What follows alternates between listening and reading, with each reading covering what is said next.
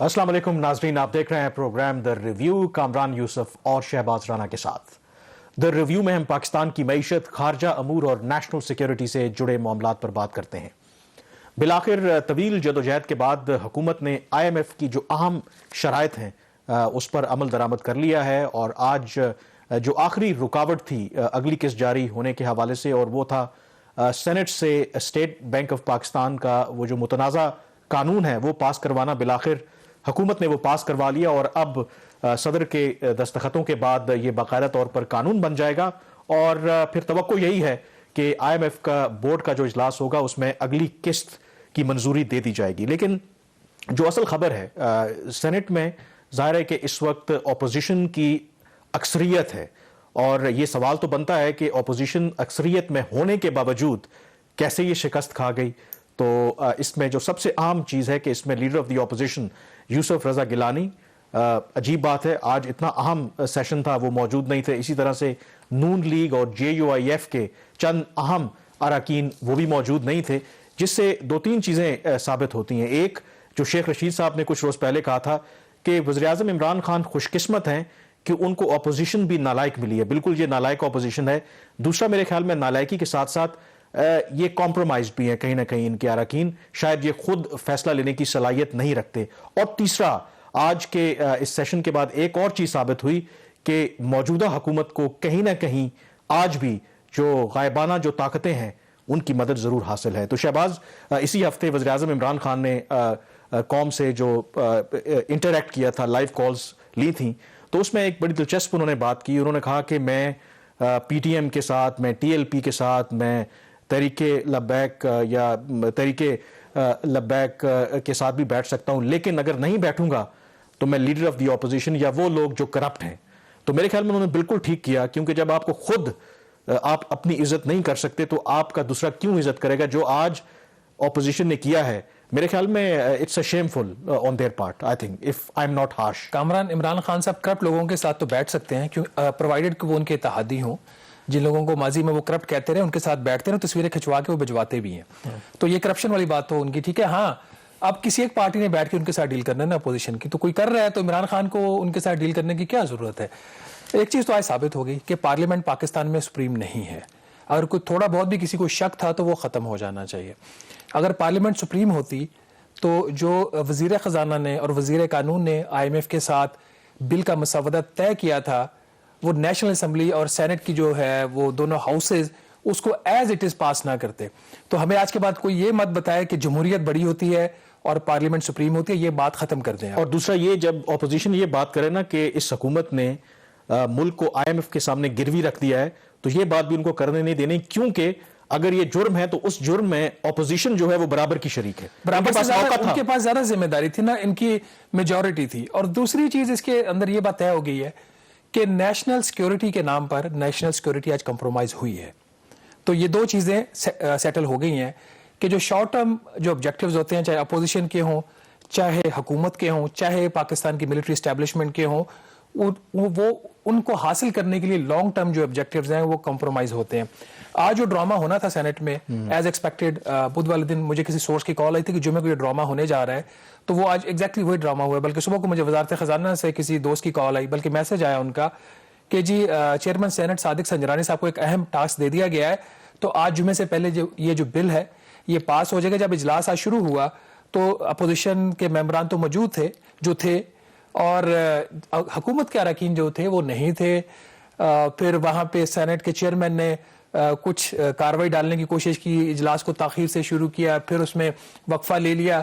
तो जब उनके मेंबरान पूरे हो गए और शौकत तरीन साहब ने जब बिल इंट्रोड्यूस करवाने के लिए मोशन पेश की, तो वोटिंग हुई और वोट हो जाता है, बराबर टाई हो जाती है 43 और 43 से। और वहाँ पे चेयरमैन सेनेट जो है सादिक संजरानी साहब अपना जो अहम तरीन वोट कास्ट करते हैं, और 44 वर्सेस 43 से वो रेजोल्यूशन जो है वो अडॉप्ट हो जाती है मोशन। और उसके बाद फिर अगला ड्रामा शुरू हो जाता है, अपोजिशन अपनी कार्रवाई दिखाने की कोशिश करती है, और फाइनली जो ड्रामा असल होता है कि एक वक्त में 43 मेंबर्स थे अपोजिशन के, और हुकूमत के भी 43 थे, बाकी तो कुछ उनके एब्सेंट थे, कुछ इनके एब्सेंट थे। तो जब फाइनल वोटिंग हुई तो उसके बाद एक मेंबर जो ANP के थे, जिन्होंने पहले मोशन के खिलाफ वोट दिया था, वो गायब हो गए। تو آپ نے پیپلز پارٹی کا تو نام لیا, آپ نے JUIF کا تو نام لیا, پاکستان مسلم لیگ نواز کا تو نام لیا, آپ نے ANP اور پختونخوا ملی عوامی پارٹی کا نام اور لیا. ANP اپنے آپ کو بڑا جمہوریت پسند سمجھتی ہے, اور ویسے ماضی میں ان کے جو لیڈران ہیں ان کی ایک جدوجہد بھی رہی ہے, تو شاید ان کو بھی جو پارٹی کی عادت ہے پوچھنا چاہیے کہ اتنے اہم موقع پر وہ کیسے سکپ کر گئے. اور سب سے انٹرسٹنگ سٹوری تو یوسف رضا گیلانی صاحب کی ہے, اور اس پر تو فواد چودھری صاحب نے تو ان کو فل کریڈٹ دیا, انہوں نے کہا جی کہ انہوں نے ساتھ دیا ہے پیپلز پارٹی میں. توشہ خانے سے کوئی انعام دینا چاہیے ان کو, ہم اس کی پرزور ریکمنڈیشن دیتے ہیں حکومت کو. اور انہوں نے کیوں اور جو وجہ دی گئی, میرے کسی پیپلز پارٹی کے سینیٹر سے بات ہوئی, میں نے کہا اپوزیشن لیڈر سید یوسف رضا گیلانی سابق وزیر اعظم پاکستان کدھر تھے, تو انہوں نے کہا جو پارٹی کو توجیہ انہوں نے دی کہ وہ کیوں نہیں آ سکتے یا آئے, وہ یہ ہے کہ ان کے ایک بہت اہم جو قریبی دوست تھے نور ربانی کھار صاحب, اللہ ان کی مغفرت فرمائے, ان کی ڈیتھ ہوگی تو ان کی کلوں کی رسم کے اوپر جانا ہے. تو قومی مفاد ایک طرف اور ذاتی تعلقات دوسری طرف, یہ بھی ایک اہم سوال ہے ویسے. لیکن کسی نے یہ صحیح کہا کہ یوسف رضا گیلانی ہمیشہ پارٹی مفاد سے ہٹ کر قومی مفاد میں فیصلے کرتے ہیں, تو فیصلہ انہوں نے قومی مفاد میں کیا, یہ بات نہ کریں. اور دوسرا دیکھیں یہاں پہ نون لیگ اور JUIF یہ بری زبان نہیں ہو سکتا, یہ بھی باہر بڑی بڑی تقریریں کرتے ہیں, ان کے ممبران بھی برابر کے شریک ہیں, اگر وہ بھی آتے تو وہ دیکھیں بالکل برابر کے شریک ہیں. اب تو اسحاق ڈار صاحب کے اوپر بھی کوئی قدغن نہیں تھی, وہ اوتھ لے سکتے تھے, سپریم کورٹ نے وہ ان کی جو ایک اس کے اوپر قدغن تھی وہ ختم کر دی تھی, وہ بھی آگے اوتھ لے سکتے تھے. پھر اس میں یوسف رضا گیلانی صاحب کا ہم نے ذکر کر دیا, اسکندر مہندرو صاحب جو ہیں پیپلز پارٹی کے سینیٹر, وہ غالباً US میں اور کینسر کے مریض ہیں, ان کا شاید علاج وہ ان کی ایک جینون ریزن تھی. جو مجھے اس میں پختونخوا ملی عوامی پارٹی کے شفیق ترین صاحب ہیں, نسیمہ احسان صاحب ہیں. پھر مجھے خاص طور پر جو مجھے تعجب ہوا, سینیٹر طلحہ محمود جو ہیں JUIF کے, مولانا فضل الرحمان کے لیے تو جو ہے نا ذاتی دشمنی کا مسئلہ عمران خان کی حکومت, اور اس کو سپورٹ کون کر رہے ہیں, ان کی اپنی ہی پارٹی کے لوگ. تو اگر وہ موجود ہوتے تو ٹائی بھی و کاسٹنگ ووٹ کا جو ایک رائٹ تھا چیئرمین سینٹ کا, وہ بھی دو لوگ ہو جاتے. مولانا فضل الرحمان اپنی فل جو ان کی اسٹرنگ تھی وہ انشور کر دیتے, اور لیڈر آف دا اپوزیشن ہوتے, پھر بھی یہ بل پاس نہ ہوتا. اور دوسرا جو سینیٹر طلحہ محمود کی آپ بات کر رہے ہیں, یہ پہلے بھی ظاہر ہے کہ Senate standing committee on finance کے چیئرمین بھی ہیں, تو انہوں نے منی بجٹ بھی فیسیلیٹیٹ کیا. یہ بات آپ کو میں کہتا رہا تھا نا کہ فیسیلیٹیٹ کیا تھا منی بجٹ, تو آج وہ بات اس کے اوپر مہر لگی ہے کہ اپوزیشن ساتھ ملی ہوئی ہے. یہ تمام لوگ حکومت میں, اپوزیشن میں اس وقت کوئی نہیں ہے, کون کیا فائدے لے رہا ہے ہمیں نہیں پتا. اچھا, اس میں جو امپورٹنٹ اگلے جو کچھ لوگ ہیں آپ کے دوست سینیٹر مشاہد حسین سید صاحب نہیں آئے, سنا ہے ان کو کووڈ ہے. وہاں پہ ایک PTI کی ایک رکن سینیٹر تھی, وہ آکسیجن کے ماسک کے ساتھ وہاں پہ آئی ہوئی تھی, تو یہ ذہن میں رکھیے گا.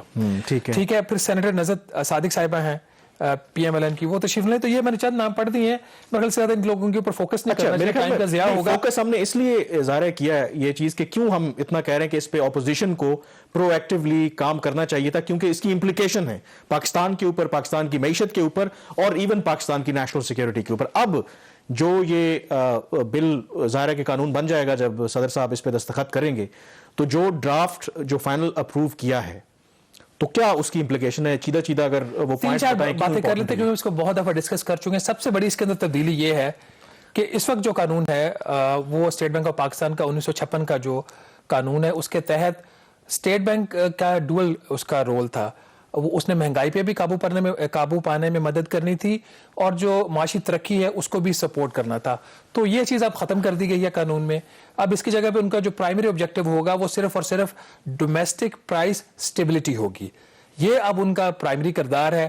کو تھوڑی سی ان کو فرصت ملی تو وہ پھر جو اکنامک گروتھ ہے اس کے اوپر فوکس کر سکتے ہیں. لیکن شروع دن سے میرا اس بل کے اوپر ایک اعتراض یہ رہا ہے, مارچ 2021 لے کے اب تک, کہ آپ کی جو پرائس سٹیبلٹی ہے یہ ویل ڈیفائن نہیں ہے قانون کے اندر. انفلیشن کا ٹارگٹ نہیں دیا ہوا, کوئی رینج نہیں دی ہوئی اس کے اندر, اور اگر یہ ٹارگٹ مس ہو جاتا ہے تو اس کے اوپر governor state bank of Pakistan جو ہے ان کی کوئی اکاؤنٹیبلٹی نہیں ہے. تو جیسے ہم نے پچھلے پروگرام میں بھی ذکر کیا تھا, اس سال کا وہ پہلے کہہ رہے تھے مہنگائی کی شرح 7 سے 9% رہے گی, انہوں نے اس کو خاموشی سے بڑھا کر 9 سے 11% کر دیا. کسی نے کوئی نہیں پوچھا, اور آئندہ بھی کوئی نہیں پوچھے گا. دوسرا جس کے اوپر سب سے زیادہ اعتراضات تھے وہ جو ایک شک تھی جس پہ وزارت خزانہ نے اعتراض کیا, ایون کہ پرائم منسٹر آف پاکستان کے دفتر نے اعتراض کیا, اپوزیشن نے اعتراض کیا, کہ فیڈرل حکومت کے اوپر اب ایک مکمل پابندی لگ گئی ہے اسٹیٹ بینک آف پاکستان سے قرضہ لینے کی. تو اب وہ بین ہے, اب حکومت Pakistan state bank of Pakistan سے قرضہ نہیں لے سکتی, 1 روپیہ بھی نہیں لے سکتی. اگر لے گی تو قانون کی یہ خلاف ورزی ہوگی. اس کے اوپر بہت زیادہ اعتراض تھا کہ یہ پھر ایسا ہوگا کہ آپ نے جو حکومت کی جو تمام تر اس کا جو انحصار ہوگا وہ کمرشل بینکوں کے اوپر ہوگا, اور کمرشل بینکس جو ہیں وہ ایکسپلائٹ کریں گی حکومت کو, جس کی ہمیں اگزامپل ملنا شروع ہو گئی ہے.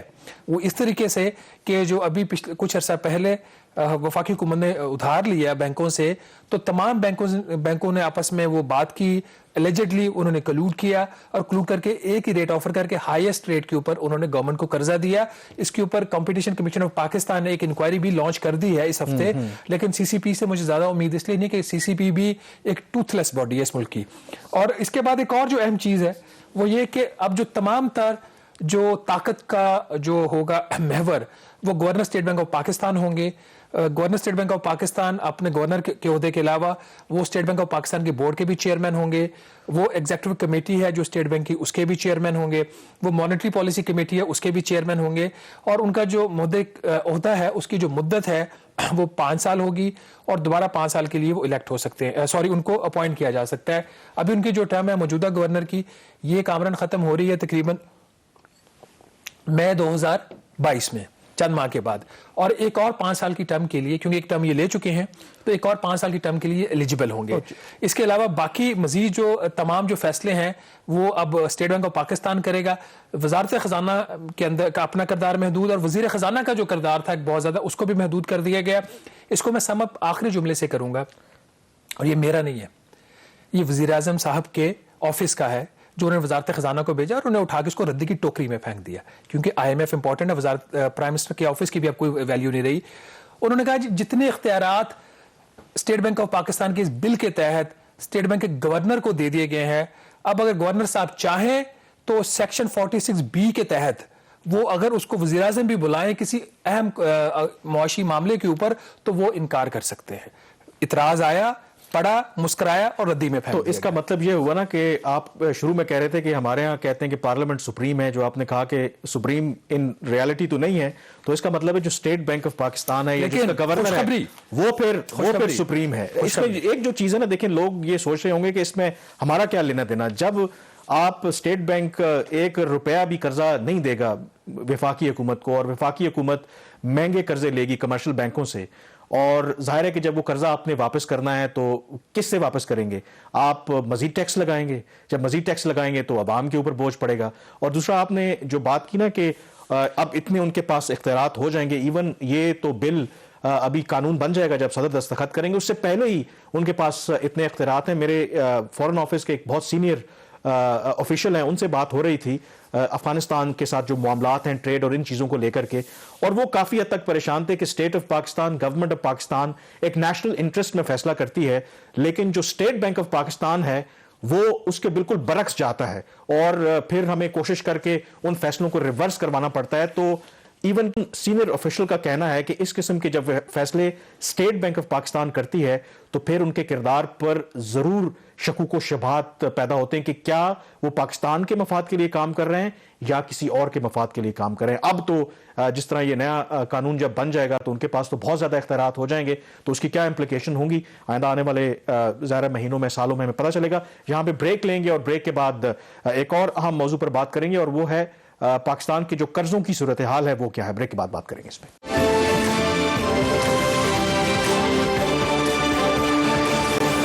بریک کے بعد ایک دفعہ پھر آپ کو خوش آمدید کہتے ہیں. ظاہر ہے کہ پاکستان کی معیشت اس طرح کی ہے کہ ہم قرضوں کے بوجھ تلے دبتے جا رہے ہیں. اگر جو بجٹ خسارہ ہے اس کو پورا کرنا ہوتا ہے تو قرضہ لینا پڑتا ہے, اگر کرنٹ اکاؤنٹ کا خسارہ ہے تو اس کے لیے قرضہ لینا پڑتا ہے, پھر ان قرضوں کو اتارنے کے لیے نیا قرضہ لینا پڑتا ہے. تو ایک جسے کہتے ہیں کہ ایک ڈیڈ ٹریپ ہے, اس میں ہم پھنس چکے ہیں. اور یہ گورنمنٹ تحریک انصاف جو وعدہ کرتی تھی خود وزیر اعظم عمران خان کے جب وہ اقتدار میں آئیں گے تو پاکستان کے قرضوں کو کم کریں گے, یعنی کہ 20,000 ارب روپے تک لے جائیں گے. لیکن جو کچھ یہ گورنمنٹ کر رہی ہے پکچر تو کوئی اچھی نہیں ہے.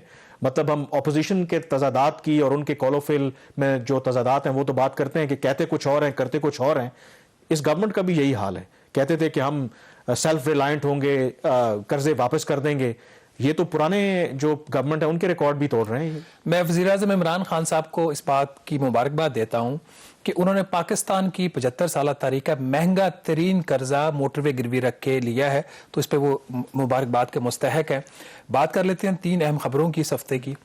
شروع ہوتا ہے جو اس ہفتے کا جو آغاز منڈے کو ہوتا ہے، حکومت جو ہے ایک نیا قرضہ لیتی ہے $1 ارب کا، پاکستان کی تاریخ کا ہائیسٹ اس کا انٹرسٹ ریٹ کے اوپر۔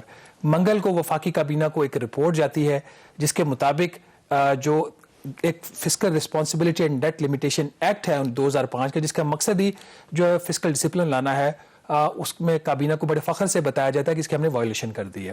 اور تیسری چیز، اکنامک افیئرز منسٹری 2 دن پہلے ایک نمبر ریلیز کرتی ہے کہ پہلے 6 ماہ میں اس حکومت نے کتنے قرضے لیے ہیں، تو وہ جو نمبر ہے، جو ٹوٹل نمبر 6 ماہ کے قرضوں کا بنتا ہے وہ جولائی سے لے کے دسمبر تک کا، وہ $10.4 ارب اور 6 ماہ کا ہائیسٹ قرضہ لیا گیا غیر ملکی قرضے کی صرف بات کر رہا ہوں۔ اس کے علاوہ جو ڈومیسٹک قرضے لیے گئے ہیں وہ اس کے علاوہ ہیں۔ تو اس میں جو کامران سب سے بڑا نمبر یہ جو $10.4 ارب کا ہے، اس میں جو نارمل چینلز ہوتے ہیں اس سے وفاقی حکومت نے کوئی $9.3 ارب کا قرضہ لیا، لیکن اس کے علاوہ ایک جو پی ٹی آئی کی حکومت کا اعزاز ہے، وہ اعزاز پی ٹی آئی کی حکومت کا یہ ہے کہ اس نے نیا پاکستان سرٹیفکیٹ کے نام سے ایک انسٹرومنٹ انٹروڈیوس کروایا، جس کے تحت جو اوورسیز پاکستان نہیں ہے وہ مہنگے ترین ریٹ 7% کے اوپر شارٹ ٹرم قرضہ حکومت کو دے رہے ہیں، اور اس کی مد میں صرف 6 ماہ میں $1.1 ارب کا غیر ملکی قرضہ مزید آیا۔ تو ٹوٹل جو قرضہ پہلے 6 ماہ میں لیا گیا وہ $10.4 ارب ہے۔ اور اس کا آپ کمپیریزن کریں کہ پچھلے 6 ماہ کا جو عرصہ تھا پچھلے مالی سال کا، اس کے مقابلے میں یہ کچھ $4.5 ارب یا 78% زیادہ ہے۔ تو اس سپیڈ کے ساتھ وزیر اعظم عمران خان صاحب کی جو حکومت ہے وہ قرضوں میں اضافہ کر رہی ہے۔ کمرشل بینکوں کا قرضہ جو کہ انتہائی شارٹ ٹرم کا ہوتا ہے اور مہنگا ہوتا ہے، one of the most expensive loan, اس کی مد میں $2 ارب کے قرضے لیے گئے ہیں پہلے 6 ماہ میں اس مالی سال کے۔ جو ملٹی لیٹرل انسٹیٹیوشن ہیں جو کہ ریلیٹیولی سستا قرضہ ہوتا ہے، ورلڈ بینک اور اے ڈی بی، اس سے کوئی $2.8 ارب کے قرضے لیے گئے ہیں۔ تو یہ وہ صورتحال۔ اور بات کر لیتے ہیں کامران تھوڑی سی موسٹ ایکسپینسو لون کی پاکستان کی تاریخ کی۔ آپ موسٹ ایکسپینسو سے پہلے میں آپ سے ایک سمپل سا سوال، دیکھیں گورنمنٹ آج کل بہت زیادہ یہ پروجیکٹ کر رہی ہے کہ دیکھیں جو 5.4% کا نمبر آیا گروتھ کا جی ڈی پی کا جو پچھلا مالی سال تھا، پھر وزیر اعظم عمران خان نے خود دعویٰ کیا کہ روزگار بھی بڑھ رہا ہے، لوگوں کی آمدن بڑھ رہی ہے، ایکسپورٹس بڑھ رہی ہیں، ریمیٹنسز بڑھ رہی ہیں۔ یہ اگر سب کچھ انڈیکیٹرز اتنے اچھے ہیں تو اتنے قلیل مدت میں اتنا زیادہ قرضہ لینے کی کیا ضرورت ہے اگر اتنے حالات اچھے ہیں تو؟ دیکھیں حکومت کا جو سارا فوکس چلا گیا ہے نا، وہ نیریٹو بلڈنگ کے اوپر چلا گیا ہے، کارکردگی سے ان کا فوکس ہٹ گیا ہے۔ میرا خیال حکومت کو اب یہ بات سمجھ آ گئی ہے کہ یہ کچھ نہیں کر سکتی سوائے بزنس ایز یوزول چلانے کے، اپنے 5 سال پورے کرنے کے، اور امپروومنٹ کی اب مجھے کوئی ایکسپیکٹیشن نہیں ہے اس حکومت سے۔ اگر آپ کی نائجیریا کے یا کسی چھوٹے ملک کے جو ایکسپورٹ آپ کی $5 ملین کی وہ $10 ملین ہو جائے، $5 کروڑ وہاں سے رادر $50 لاکھ زیادہ آ جائے، تو 100% اضافے کا ایک ٹویٹ آ جاتا ہے کامرس منسٹر کا، کامرس ایڈوائزر کا۔ اس حکومت کی سیریسنس کا اس حد تک سے اندازہ لگا لیں، کوئی ریگولر پرماننٹ آپ کے پاس کامرس منسٹر نہیں ہے، ایک ایڈوائزر کے طور پر رزاق داؤد صاحب پچھلے 3.5 سال سے کام کر رہے ہیں، اور کارکردگی ان کی جو ہے اس کا ہم بتا چکے ہیں کہ جتنا بھی ایکسپورٹ میں انکریز آ رہا ہے 90% اس لیے انکریز آ رہا ہے کہ آپ کی جو عالمی منڈی میں قیمتیں ہیں وہ بڑھی ہیں، اس کی وجہ سے آپ کو اس کا فائدہ ہو رہا ہے۔ تو آپ کی نہ تو ایکسپورٹ کی بیس براڈ ہوئی ہے، نہ آپ کو اوور آل آپ ریئل ٹرم میں کو بہت زیادہ انکریز کر سکتے ہیں، بلکہ ورلڈ بینک کا میں پچھلے دنوں ان کے ایک لوکل آفس کے آفیشیل کا ٹویٹ دیکھ رہا تھا کہ پاکستان کی ایکسپورٹ جو اس وقت ہے وہ 2011 کا جو لیول اچیو کیا تھا اس سے بھی کم ہے، ریئل ٹرمز کی وہ بات کر رہے ہیں، ریئل ٹرمز میں۔ تو یہ ایک سچویشن ہے۔ اسی طرح آپ فورن جو ڈائریکٹ انویسٹمنٹ ہے اس کا بھی یہی حال ہے، وہاں پہ چیئرمین بورڈ آف انویسٹمنٹ تبدیل کیے جا رہے ہیں، کارکردگی امپروو نہیں ہو رہی۔ تو باٹم لائن یہ ہے کہ ایکسپورٹس آپ کی اگر بڑھ رہی ہیں تو اتنی نہیں بڑھ رہی کہ آپ کو غیر ملکی قرضوں کی ضرورت نہ پڑے۔ پاکستان کی جو درآمدات ہیں وہ بے تحاشا بڑھ رہی ہیں، اور آن ایوریج $7.5 ارب کی اب ہماری منتھلی جو ہے امپورٹ وہ پچھلے 2 ماہ سے آ رہی ہے۔ تو تیسرا آپ کا سورس یہ کہ بچتا ہے فورن ریمیٹنس، اس میں کافی اچھا اضافہ ہوا ہے، اچھی چیزوں ہم اس کی تعریف کریں۔ پچھلے سال تقریباً 30% کے قریب اضافہ ہوا ہے، اس سال بھی 10% سے اضافہ ہو رہا ہے۔ تو ایک فورن اس کو چھوڑ کے ریمیٹنسز کو باقی ان کی کارکردگی نہیں ہے، تو پھر پیچھے کیا بچتا ہے کہ آپ دڑا دڑ غیر ملکی قرضے لے رہے ہو، سعودی عرب سے لے لیا، مہنگا ترین قرضہ لے لیا، آگے سے لے لیا، چین سے لے لیا، اور وہ آپ اس لیے کا کوئی درآمد۔ اچھا میں اس پہ سوال دیکھیں، ظاہر ہے کہ جو ریاستیں ہیں، حکومتیں قرضے لیتی ہیں، تو یہ مہنگا ترین ہم قرضہ کیوں لے رہے ہیں؟ کیا جو قرضہ دینے والے ہیں اب ان کو اسٹیٹ آف پاکستان کے اوپر اتنا اعتماد نہیں ہے کہ یہ واپس کر پائیں گے یا نہیں کر پائیں گے، تو اس لیے وہ پھر زیادہ کوشن رکھ رہے ہیں؟ کیونکہ اگر ہمارے اکنامک انڈیکیٹرز اور حالات اتنے اچھے ہوتے تو پھر تو آپ کو کیونکہ یہ تو انڈیویجول پہ بھی اپلائی ہوتا ہے نا, اگر آپ کی جو استطاعت ٹھیک ہے, اگر آپ پرائیویٹ بینک سے بھی قرضہ لینے جائیں, جب دیکھیں گے کہ آپ کے پاس جائیداد ہے, آپ کا سیلری اچھی ہے, تو آپ کو اچھی کنڈیشنز پہ قرضہ ملے گا. لیکن اگر آپ کے پلے کچھ نہیں ہے تو پھر آپ کو بینک صحیح رگڑے گا. تو کیا ہمارے ساتھ ایگزیکٹلی یہی سٹوری ہو رہی ہے؟ اسٹیٹ بینک آف پاکستان نے تو ویسے ڈکلیئر کر دیا کہ وفاقی حکومت کا دیوالیہ نکل سکتا ہے, اور یہ ہم پچھلے ویک پہ یہ پروگرام کر چکے ہیں, ٹھیک ہے. اس کے اوپر انہوں نے جو ان کی نئی انسٹرکشنز آئی ہیں, لیکن عام طور پر تاثر یہی لیا جاتا ہے, اور ہوتا بھی ایسے ہے کہ جو سوورن اسٹیٹ ہوتی ہے وہ ڈیفالٹ نہیں کرتی, لیکن اس کی جو اکانومی کی کنڈیشن ہوتی ہے اس کو ایکسپلائٹ کرتا ہے فارن انویسٹر. اور یہاں پہ ایگزیکٹلی یہ ہوا ہے, جو آپ جب بانڈ فلوٹ کرتے ہیں اور اس کے اوپر آپ کو جو ریٹ ملتا ہے عالمی منڈی سے, وہ اس بات کا تعین کرتا ہے کہ آپ کی ہیلتھ آف اکانومی ارسپیکٹو آپ کیا کہتے ہیں اس کے بارے میں, اس کو انویسٹر کیسے دیکھ رہا ہے. اگر آپ کو اچھا ریٹ مل رہا ہے تو اس کا مطلب آپ کی اکانومی اچھی ہے. اگر آپ کو برا ریٹ مل رہا ہے, پٹا ہوا ریٹ مل رہا ہے جس طرح پاکستان کو ملا ہے, تو آپ کی اکانومی کی حالت فارغ ہے. ٹھیک ہے. تو ایگزیکٹلی یہاں پہ یہی ہوا ہے. دو طرح کا بانڈ فلوٹ ہوتا ہے, ایک ہوتا ہے سوورن بانڈ, جیسے آپ یورو بانڈ کا فلوٹ کرتے ہیں, اس کے پیچھے کوئی اثاثہ نہیں ہوتا, اور جب اثاثہ اس کے پیچھے نہیں ہوتا تو اس کا ریٹ زیادہ ہوتا ہے. ہم نے 8 میرے خیال 3-5% کے اوپر بھی یورو بانڈ فلوٹ کیا ہوا ہے اسحاق ڈار صاحب نے. لیکن جو سکوک بانڈ ہوتا ہے, اسلامک انسٹرومنٹ, اس کے پیچھے کوئی نہ کوئی اثاثہ ہوتا ہے. یہ جو پیر والے دن حکومت نے $1 ارب کا قرضہ لیا ہے, اس کے پیچھے لاہور اسلام آباد موٹر وے کا ایک انہوں نے حصہ جو ہے اس کو پلج کر کے یہ قرضہ لیا ہے. تو آئیڈیلی تو یہ قرضہ سستا ہونا چاہیے تھا. جو لاسٹ بانڈ پاکستان نے 2017 میں کیا تھا فلوٹ, اس کا ریٹ تھا 5.625%. اب حکومت نے جو قرضہ لیا ہے اس کا ریٹ ہے 7.95%, تقریباً 8%. اب اس کو تھوڑا سا نمبر کو اگر آپ اینالائز کر لیں کہ کیسے مہنگا ترین ہے, ایک تو ریٹ ہائیسٹ, وہ تو اپنی جگہ پہ ہے, اور پھر کتنی حکومت ڈیسپریٹ ہے کہ یو ایس ٹریجری کا جو ہے یہ 7 سال کا انہوں نے بانڈ فلوٹ کیا ہے. یو ایس ٹریجری کا جو پیپر ہے وہ نارمل, میں کسی کو اس کی بات نہیں کر رہا کہ اس ایسٹ والا جو ہے, اس کا جو ریٹ اس دن تھا وہ 1.7% تھا. تو ایک سرمایہ دار وہ فار ایگزامپل وہاں سے کوئی 1.7 اگر ریٹ ہے تو اس کے اوپر وہ قرضہ لے کے وہاں سے 2% پہ لے کے تو یہاں پہ حکومت کو 8% پہ دے رہا ہے. اس حد تک حکومت ڈیسپریٹ ہو چکی ہے. 6.3% over and above U S treasury rate حکومت نے آفر کیا ہے, اور اپنا ہی بانڈ 4-5 سال پہلے والا جب ان کے بقول پی ایم ایل این کی حکومت ہر چیز تباہ کر کے چلی گئی تھی تو وہ ہم نے اس سے بھی کوئی یہ 1.5% مہنگا قرضہ لیا ہے. تو یہ حالت اب ہماری ہو گئی ہے. بالکل. اور اس کی جو آپ نے بڑا خوبصورتی سے یہ بیان کیا, تو اس کے بعد بندہ کیا تبصرہ کرے, اور بریک پہ جائیں گے. اور بریک کے بعد اب گورنمنٹ نے جو ایک 2005 کا قانون ہے جس کے تحت جو قرضوں کی صورتحال ہے اس حوالے سے آپ نے سالانہ رپورٹ جو ہے پارلیمنٹ میں جمع کروانی ہوتی ہے, تو وہ رپورٹ بھی تیار ہے, اور اس رپورٹ کے اندر بھی ہوش ربا انکشافات ہیں. بریک کے بعد اس پہ بات کریں گے.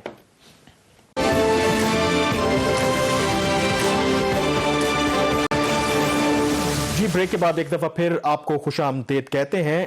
وفاقی کابینہ نے جو ان کے اوپر ظاہر ہے کہ ایک قدغن ہے کہ ہر سال جو بھی گورنمنٹ ہے انہیں fiscal responsibility and debt limitation act جو 2005 کا اس کے تحت جو قرضوں کی صورتحال ہے اس کی جو سالانہ رپورٹ ہے وہ جمع کرانی ہوتی ہے پارلیمنٹ کے اندر. وہ رپورٹ اب جو ہے وہ منظور کر لی گئی ہے اور پارلیمنٹ میں پیش کی جائے گی, اور یہ پچھلا جو مالی سال ہے اس کے حوالے سے قرضوں کی جو صورتحال ہے اس میں اس کا احاطہ کیا گیا ہے. اور ویسے تو تاریخی اعتبار سے ظاہر ہے کہ یہ جو ایکٹ تھا اس کا پرپز یہ تھا کہ جو بھی گورنمنٹ آئے جو قرضہ لے وہ ایک حد میں رہتے ہوئے لے تاکہ جو ملک کا دیوالیہ نہ نکل جائے. لیکن وہ فوجی حکومت ہو, پی ایم ایل این ہو, پیپلز پارٹی ہو, سب نے اس ایکٹ کی خلاف ورزی کی. اور یہ جو ابھی نئی جو اپروو کی ہے رپورٹ پچھلے مالی سال کی, تو اس میں اب کوئی اچنبے کی بات بھی نہیں ہے. تحریک انصاف بھی وہی کر رہی ہے جو پچھلی گورنمنٹس کر رہی تھیں, فل وائلیشن میں. بات آپ کی ٹھیک ہے, اور یہ آپ کو ایک ایگزامپل بھی اس چیز کی جو اب اسٹیٹ بینک آف پاکستان کے بل کے تحت ہمارے ساتھ ہوگا کہ اگر state bank of Pakistan inflation کا ٹارگٹ مس کرے گا تو اسٹیٹ بینک آف پاکستان ایک رپورٹ پارلیمنٹ کو جمع کروا دے گا اسی طرح کی جس کی کوئی ویلیو نہیں ہوگی. تو خیر حکومت کہتی ہے کہ وہ قرضوں میں کمی کر رہی ہے as % آف GDP. جو کابینہ کو رپورٹ پیش ہوئی جس کی منظوری لی گئی جیسا آپ نے فرمایا وہ پارلیمنٹ میں انہوں نے پیش کرنی ہوتی ہے. 31 جنوری ہر سال اس کی ڈیڈ لائن ہوتی ہے. تو اس کی جو صورتحال ہے وہ کچھ ایسی ہے کامران کہ وفاقی حکومت کا صرف قرضہ جو پبلک ڈیٹ ہے وہ تقریباً 40,000 ارب روپیہ تھا 30 جون کو 2021, جو کہ پاکستان کی اکانومی کا جو حجم ہے اس کے تقریباً یہ 83.5% کے برابر تھا. کابینہ کو یہ بات بتائی گئی کہ اس میں تقریباً 4% آف GDP کی کمی ہوئی ہے، لیکن جو اصل بات کابینہ کو بتائی گئی کہ جو قانون ہے جس کا ذکر فرمایا، جو کہ کاغذ کا بالکل ایک ٹکڑا لگ رہا ہے، جس کی اب پارلیمنٹ کے قانون کی بھی کوئی حیثیت نہیں رہی، کوئی وقت نہیں ہے اس کی، تو اس کے تحت یہ ہونا چاہیے تھا 59% آف GDP، تو تقریباً 12,000 ارب روپیہ یا 11,800 ارب روپیہ جو قانون کے اندر لمٹ دی ہوئی ہے، اس سے حکومت نے زیادہ قرضہ لیا ہے، ابھی بھی اس کی وہ ڈیٹ برڈن زیادہ ہے۔ اس کا نقصان کیا ہوتا ہے؟ سب سے پہلا نقصان تو یہ تھا کہ اس کے اوپر آپ کے جو قرضوں کے اوپر سود کی ادائیگی ہے وہ اتنی زیادہ بڑھ جاتی ہے، جس طرح ابھی ہم نے 360 ارب روپے کے نئے ٹیکسز حکومت نے لگائے منی بجٹ IMF کی جو شرط ہے، تو اس کا جو اسٹیٹ بینک کے گورنر نے پہلے ہی 2.75% شرح سود میں اضافہ کر دیا، تو جو اضافی ٹیکس ہے اس سے زیادہ پیسہ قرضوں کے اوپر سود کی ادائیگی میں چلا جائے گا، جو ریٹ انکریز ہوا ہے۔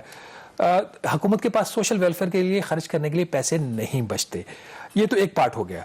اور یہ صرف یہی نہیں، جیسے آپ نے کہا پیپلز پارٹی کی حکومت بھی، نون لیگ کی بھی حکومت کی، سب یہ کرتے رہے وائلیشن، لیکن اس میں جو فرق ہے کہ وزیر اعظم عمران خان صاحب نے کہا تھا کہ جب میری حکومت کا ختم ہو جائے گی 2023 میں، تو میری کامیابی اور ناکامی کا ایک بیرومیٹر یہ ہوگا کہ اگر جو 30,000 ارب روپے PMLN کی حکومت چھوڑ کے گئی تھی پیچھے، اس کو میں 20,000 ارب روپے پہ لے کے آؤں گا۔ لیکن شاید لوگوں کو یاد ہوگا کہ جب قرضوں کے حوالے سے تباہی کی بات کرتے تھے عمران خان صاحب، تو انہوں نے ایک ڈیٹ کمیشن بنایا تھا، اس کی رپورٹ آج تک پبلک نہیں ہوئی۔ وہ پچھلے 10 سال کا انہوں نے احاطہ کرنا تھا اس کمیشن نے، وہ کمیشن کے جو سربراہ تھے میرا خیال حسین اصغر صاحب تھے، جو ڈیپٹی چیئرمین نیب بھی تھے، وہ ریزائن دے کے گھر چلے گئے کسی وجہ سے، رپورٹ آج تک پبلک نہیں ہوئی۔ تو سنا ہے اس میں کچھ ایسی فائنڈنگز ہیں کہ جو قومی مفاد میں نہیں، اگر قومی مفاد یہی ہے نا کہ آپ نے قرضے لیے ہوئے ہیں، آپ نے دفاع کے اوپر خرچ کیے ہوئے، قرضے کے اوپر سود کی ادائیگی میں خرچ کیے ہوئے، کون سا ایسا قومی مفاد اس میں کمپرومائز ہو گیا؟ ہمارے یہاں تو آپ کو پتہ ہے کوئی ایسا قومی مفاد نہیں ہے، یہ ہمیں قومی مفاد بھی نہ بتائیں۔ جب آپ نے کور کرنا ہوتا ہے تو پھر آپ قومی مفاد کا سہارا لیتے ہیں، یہ پرابلم ہمارا۔ پھر اب میں ایک اور بات کرنے لگا تھا، پھر شاید کچھ اور ہی بات آگے چلی جاتی۔ دو اور انڈیکیٹرز کے اندر بڑا امپورٹنٹ ہے، جس طریقے سے اور جس سپیڈ کے ساتھ شارٹ ٹرم حکومت قرضہ لے رہی ہے مختصر مدت کا، جس میں نیا پاکستان سرٹیفکیٹ بھی ہے، فورن کمرشل بینکوں سے بھی قرضہ ہے، تو پاکستان کا جو پبلک ڈیٹ ہے اس کا ایوریج ٹائم ٹو میچورٹی کتنے عرصے میں وہ آپ نے جو قرضہ ہے واپس کرنا ہے، اس وقت جو 40,000 ارب ہے اس کا پہلے اس کا تھا، جو اس کی مدت تھی وہ تقریباً اس کا تھا تقریباً 4.1، 4 سال اور 1 مہینے ایوریج ٹائم تھا اس کا واپسی کا۔ اب وہ ٹائم فردر کم ہو کے 3.5 سال ہو گیا۔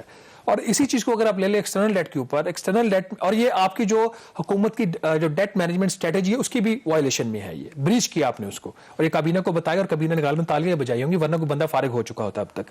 اور دوسرا جو ایکسٹرنل ڈیٹ ہے اس کا بھی جو میچورٹی پیریڈ تھا وہ 7 سال سے کم ہو کے جو ہے وہ فردر کوئی میرا خیال کوئی 3 سال اور 8 ماہ کے قریب شاید آ گیا ہے۔ اس میں بھی کمی، مجھے ایگزیکٹ اس میں وہ سامنے میرا نمبر نہیں آ رہا ہے اس وقت۔ تو یہ وہ صورتحال ہے۔ اور ایک اور جس کے اندر بڑا خطرناک انڈیکیٹر ہے کامران، وہ یہ ہے کہ آپ کا جو ایکسٹرنل ڈیٹ کا ہے وہ 7 سال سے کم ہو کر 6 سال، سوری 6 سال پہ آ گیا، 6 سال پہ آ گیا، 6 سال پہ آ گیا، ٹھیک ہے، 6 سال کا اور کچھ ماہ ہوگا اس میں۔ دوسرا اس کے اندر جو خطرناک چیز ہے نا کہ جو ڈومیسٹک ڈیٹ ہے، ڈومیسٹک ڈیٹ کا جو حکومت نے مختلف پیپرز PIB بانڈز اور ٹریجری بلز ایشو کر کے لیا ہے، اس کا 50% جو ہے وہ بینکوں نے قرضہ دیا ہے۔ تو ادھر سے بینکوں کی ہاتھ بھی، جو ہم ایکسپلائٹیشن کی بات کر رہے تھے پہلے، وہ یہاں سے آپ کیپچر ہو گئے ہیں۔ تو اب ہر چیز آپ کی جو ہے ہر طرف سے جکڑی گئی ہے، اور اس کے بعد پھر ہم بات کرتے ہیں۔ اس کا مطلب ہے جو اگلے سال جب گورنمنٹ یہ اس ایکٹ کے تحت اپنی رپورٹ پریزنٹ کرے گی پارلیمنٹ کے اندر، تو یہ جو اعداد و شمار ہیں یہ تو اور بھی بہت خراب ہو جائیں گے۔ اور جو آپ نے ایکسٹرنل ڈیٹ کی بات کی کہ جو میچورٹی پیریڈ تھا وہ 7 سال سے کم ہو کے 6 سال اور 8 مہینے رہ گئے، وہ تصحیح ضروری ہے۔ یہاں پہ بریک پہ جائیں گے، اور بریک کے بعد اسی قرضوں کے معاملے پر ڈاکٹر کیسر بنگالی، ویل نون اکانومسٹ، ہمیں جوائن کریں گے۔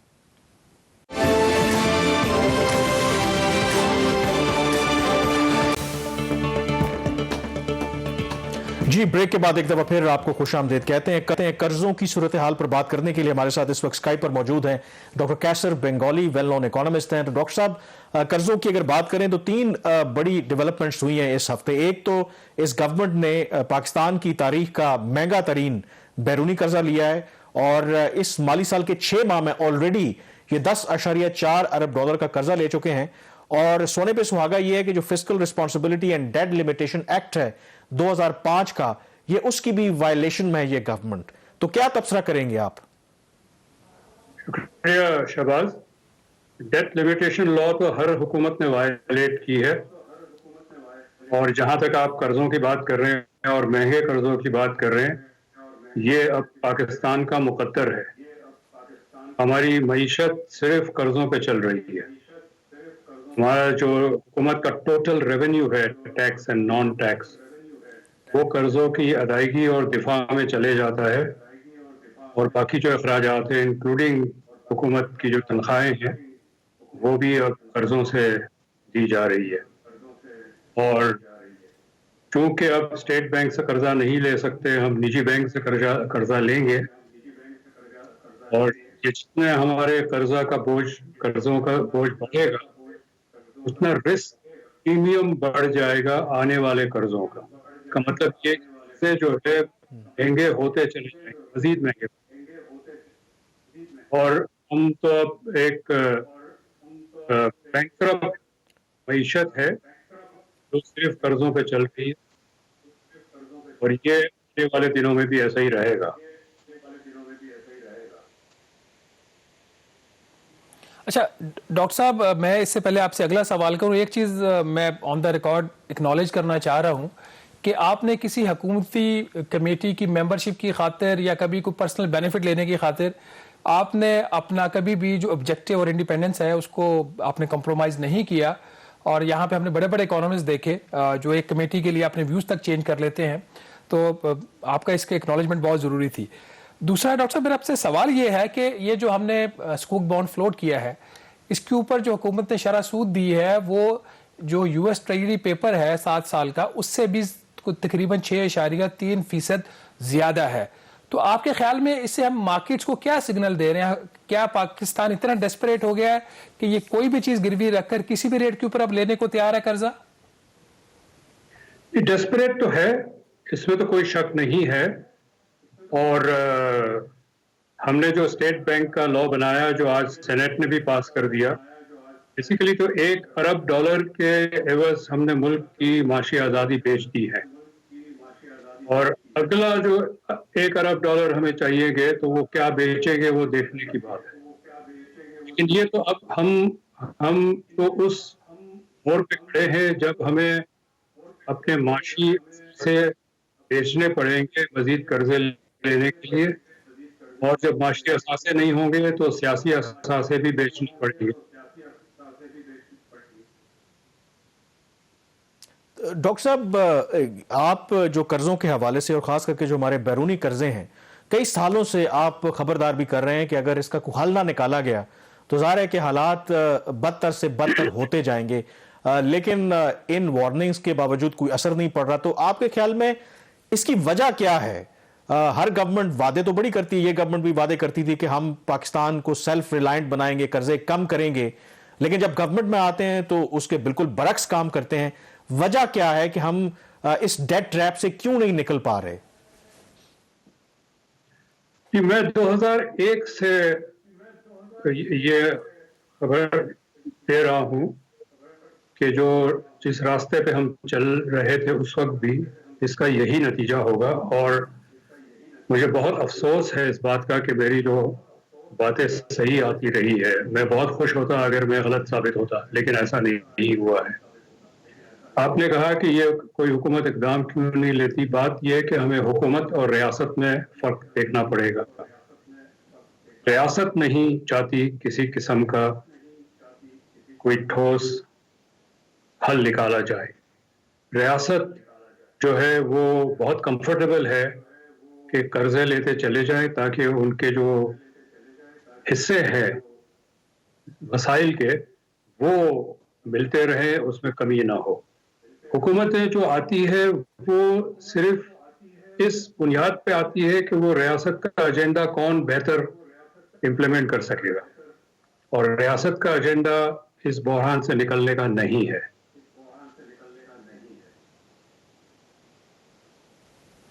اچھا ڈاکٹر صاحب, آپ نے فرمایا کہ ریاست یہ کام نہیں کرنا چاہ رہی, وفاقی حکومت کی بھی تو اس میں کافی زیادہ رسپانسبلٹی ہوتی ہے. فار ایگزامپل ابھی جو ڈیٹ پالیسی کوآرڈینیشن آفس ہے وزارت خزانہ کا, اس کے اندر کوئی پرماننٹ ڈائریکٹر جنرل ہی نہیں ہے, ایک ڈائریکٹر لیول کا بندہ اس کو چلا رہا ہے, اور اس کے نیچے بھی جو سٹاف ہے وہ مکمل نہیں ہے.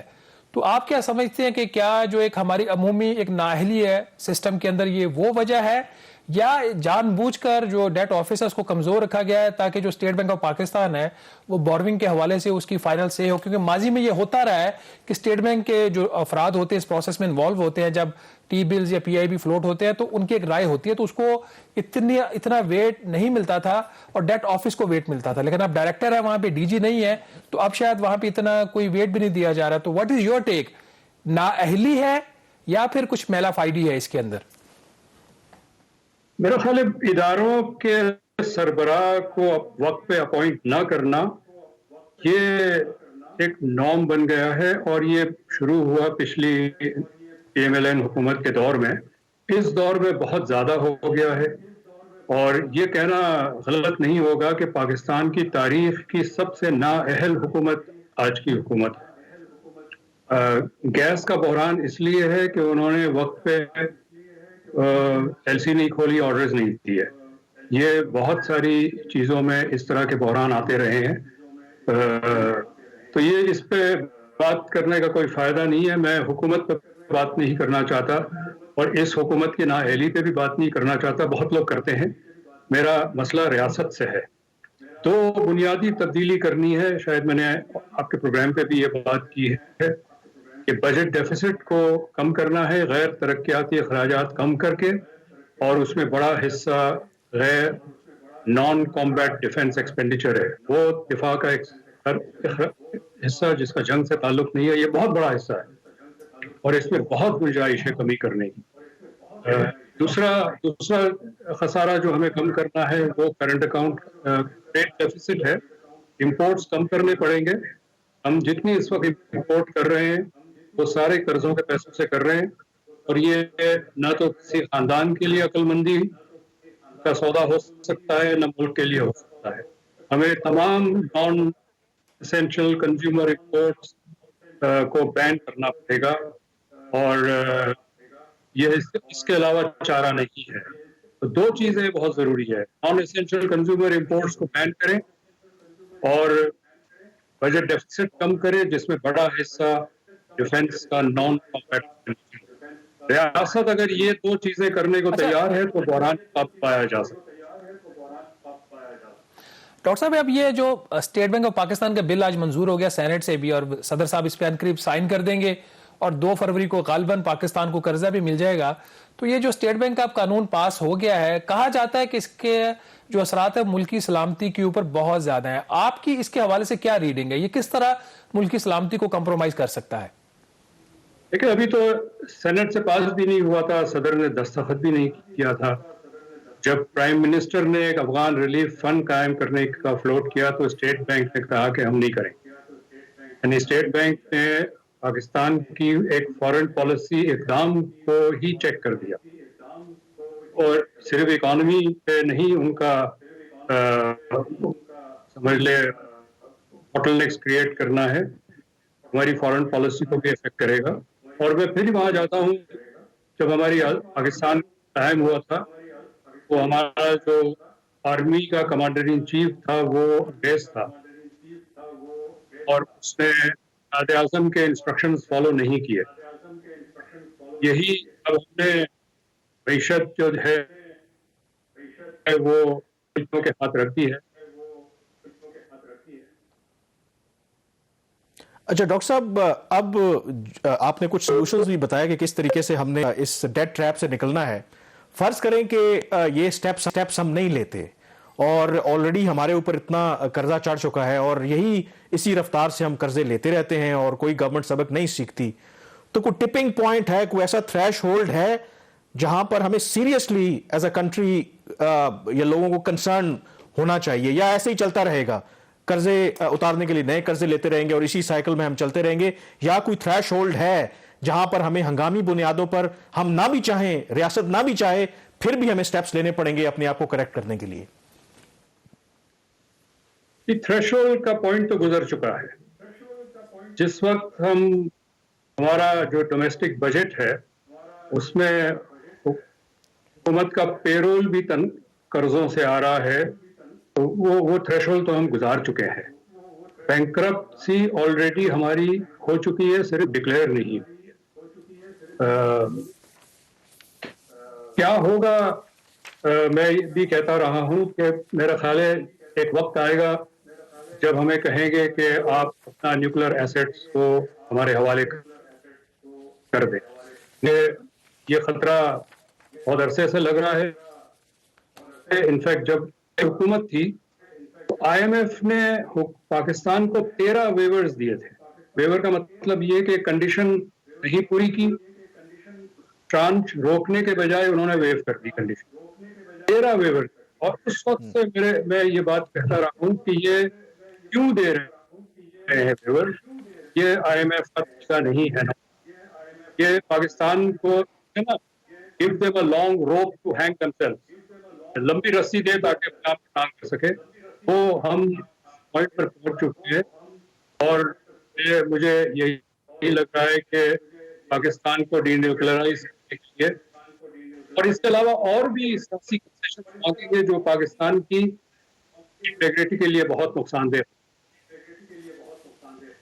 ڈاکٹر صاحب وقت ہمارے پاس کم ہے. بہت آپ کا جن خدشات کا آپ نے ذکر کیا ہے یقیناً اس پر بات ہوتی ہے اور جو باہر کی دنیا ہے خاص کر کے مغربی ممالک اس حوالے سے کہتے ہیں کہ وار گیمنگز بھی ہوتی رہتی ہیں کہ شاید ہماری معیشت اس جگہ پہ آ جائے جب آپ کے سامنے آپشن رکھا جائے کہ آپ نے کھانا کھانا ہے یا آپ نے ہتھیار رکھنے ہیں.